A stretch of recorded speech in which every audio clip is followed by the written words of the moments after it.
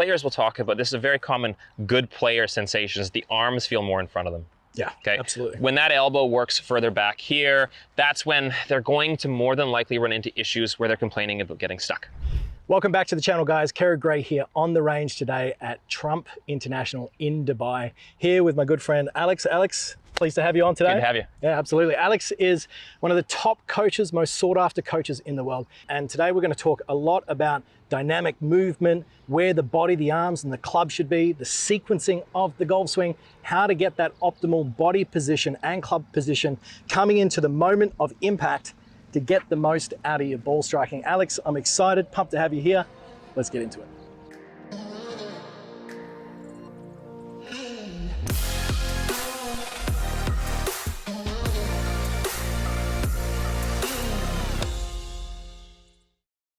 So let's say that from a functional setup position, you're happy with my setup here, and I get to the top of the swing. What are some errors that we see with the back arm? So the right arm for the right hander, in regards to creating consistency, allowing the golf club to work in a relatively functional sequence coming down to the ball, but also creating power. Yes. So too much right elbow bend. Okay. They overbend the right elbow. Would you say that happens too early? Or as in they retract it, keep it internally rotated, so the elbow is facing towards the camera too long? Or in the fact that their arms are so stiff and then they buckle late? I see both. Probably the second one more so. Okay, so we're in this position, buckled. Let's assume I've got a functional turn, okay? Let's say I've turned enough, arms are stiff and then they buckle really late. Everything collapses. Yeah. Okay, so when we overbend that right elbow, we know that we get really narrow from that point. Okay, so from that point, we're more than likely going to steepen the golf club as we transition. Correct. Okay, so we've talked through the importance of width. A big circle makes shallowing easier. So if we can get into a spot with less elbow bend, the hands further away from the chest, all of a sudden, not only does it require more torso rotation to complete a backswing, okay, if you use, whether it's a smart ball or a ball between the arms to give you the feedback, as soon as you give somebody that type of a drill, they start going, I'm supposed to rotate this much? Yeah, yeah. And don't mistake that for left shoulder underneath the chin for a lot of right-handers, because your shoulders, they move independent. So we see a lot of players trying to rotate and they'll just do this number. Exactly. What happens to the trail arm? Bends straight away. So getting this rotation, you can turn a club and put it in your hands like this, hands or wrists exposed up towards the sky, hands about as apart as the shoulders, and ensuring that you're keeping that distance. We're not letting those arms buckle behind us. That's a great easy drill that you can practice at home. So let's say we get to the top of the swing. Okay, our arms are collapsed, but I want to create a little bit more width. That encourages me to get a little bit more rotation at the top of the swing, which is going to help us shallow and get the good delivery. Let's talk about not only about the arm bend or how much arm bend, but also the orientation of that arm. Yes, so that arm and how it's going to rotate, a lot of golfers will, by ease of range of motion, they'll keep that arm in more of what we call an internal rotation. So if I'm working more in this direction where my palm is going back towards my thigh, that's internal through the shoulder. Okay, so that elbow is going to work back towards you. Correct. If we want to have that trail arm working effectively, we need to rotate the shoulder in an external direction. So that's going to allow us to essentially lock in this arm. It's going to establish this width and structure, which is going to, in many ways, be what gives us that wider circle coming down. All right, so let's show them that from the face-on view here.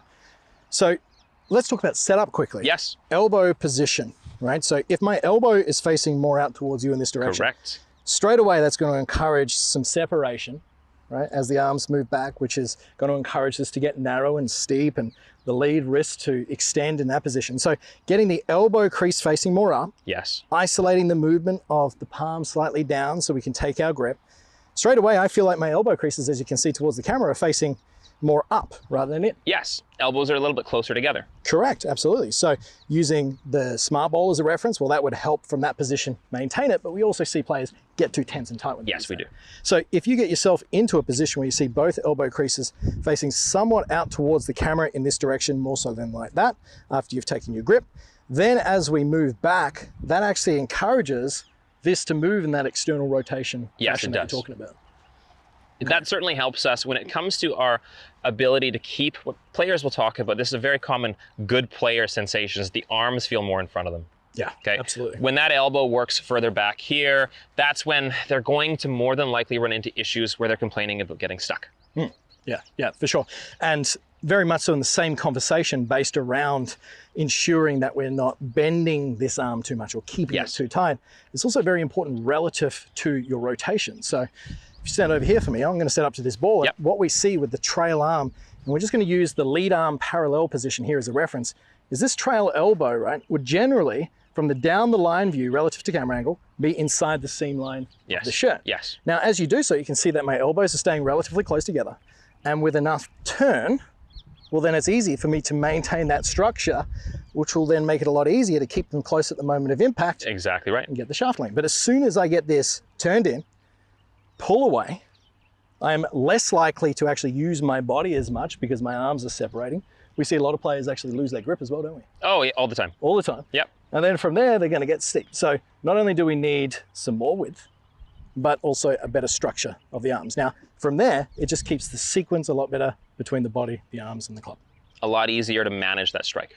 Great. For sure. So just working on this, are we doing drills, like at home, feelings? What do you recommend? One of my favorites is just understanding throwing mechanics. Again, like if we can do some of these feels away from the golf club, away from our sport, in many cases, it can sort of just tick a box in their brain and say, okay, I've done this before. Okay. If we take the two popular throwing mechanics that I can think of, we've got shot put. Okay, shot put's going to be when that ball's up in the crease of the neck and I'm just going to drive forward. We've got a baseball throw. Okay, a baseball throw, if I've got this ball in my hand, I'm going to be focused on creating more space, and I'm also going to really get my elbow into a spot that's really not going to get much closer than 90 degrees. Correct. So the bend that I take through that elbow is about a 90-degree bend, and what I'm going to feel as I load into that, as I start to turn towards where I'm throwing, is that my arm is going to naturally need to rotate externally.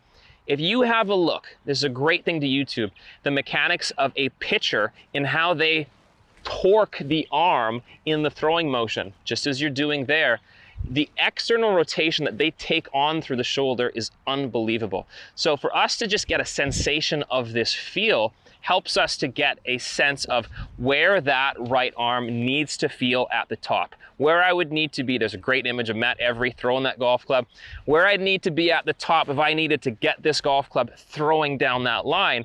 That's where I want to have that trail shoulder. Yeah, absolutely. And I was just demonstrating a little exercise that you can do there is you grab the golf club up in your right hand for the right hander, and then you put it in a position where it's almost going down this forearm just behind the elbow there. And what this does is this encourages this external rotation. Now, we do see a lot of physical limitations with players. So there are workabouts and matchups that you can, but we generally, if you're about 90 degrees, that's more than enough for what we need. So get this golf club, you put it into this position here, and you can see that I'm allowing my wrist to bend back. And what I'm doing as I make this motion is I'm just ensuring that I'm feeling almost this slight stretch up against the back of my shoulder here, which just ensures that as I come in, well, look at that. The elbow's starting to come back in front of my body. If I put the golf club in my hands from that position there, well, that starts to look... We're in a great spot. That starts to look like a little bit of width between the hands and my shoulder, and some lag between the back of the right forearm and the shaft, which is what we see with the best players. Right? Yes, yeah, exactly right. All right, so we're going to put this together. What I'm going to focus on is getting a wide backswing. We're going to ensure that I'm feeling a slight amount of stretch, but we're only going to do this in the practice swing, just as a checkpoint to see where I'm at. That feels good, and then follow through from there. All right, let's put it all together.